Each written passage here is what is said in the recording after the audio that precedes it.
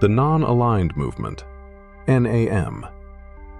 The Cold War forced the world into a rigid bipolar alignment: the capitalist West, led by the US, and the communist East, led by the USSR. Yet, a third path emerged. In September 1961, leaders from 25 newly independent nations convened in Belgrade, Yugoslavia, to formally establish the Non-Aligned Movement, NAM.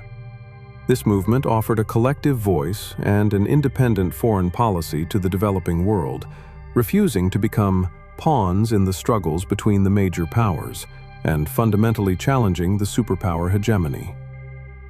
The Bandung Spirit, 1955, and its pioneers. The origins of NAM lie 6 years earlier, at the Bandung Conference in Indonesia in 1955. This first large-scale meeting of Asian and African states established the core ideological principles for the movement. The key founders, often referred to as the Panchsheel, or the Five Architects, were Indian Prime Minister Jawaharlal Nehru, Egyptian President Gamal Abdel Nasser, Yugoslavian President Josip Broz Tito, Indonesian President Sukarno, and Ghanaian President Kwame Nkrumah. They shared a common commitment to anti-colonialism and economic self-determination. The core principles of sovereignty. The NAM was founded on the 10 principles of Bandung, which formed the ideological backbone of non-alignment. These principles were designed to safeguard the independence of member states against external military and economic coercion. Key tenets included respect for sovereignty and territorial integrity, non-intervention or non-interference into the internal affairs of other countries, equality among all nations, large and small, and the rejection of multilateral military alliances concluded in the context of great power conflicts, for example, NATO or the Warsaw Pact. NAM as an anti-colonial bloc. The movement's initial and most critical achievement was its role in accelerating decolonization. NAM used its collective strength at the United Nations to become a powerful voting bloc, championing the rights of colonized peoples and supporting national liberation movements across Africa and Asia. It was a crucial diplomatic tool in the struggle against apartheid in South Africa and provided both political and moral support for independence movements in countries like Namibia, Angola, and Mozambique. Authoritarians sought for a new economic order. Beyond politics, NAM fiercely advocated for economic justice.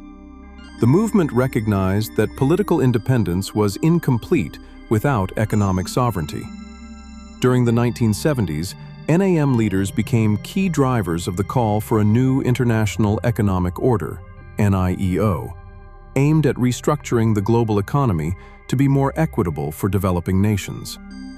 This included demands for fairer trade terms, regulation of multinational corporations, and a greater voice in global financial institutions like the World Bank and IMF. Post-Cold War relevance and legacy. Following the collapse of the Soviet Union in 1991, critics questioned NAM's relevance without a clear bipolar enemy. However, the movement has since redefined its mission, focusing on new global challenges, advocating for UN Security Council reform, promoting sustainable development, opposing unilateralism by major powers, and continuing to serve as a collective platform for the Global South on issues like climate change and economic inequality.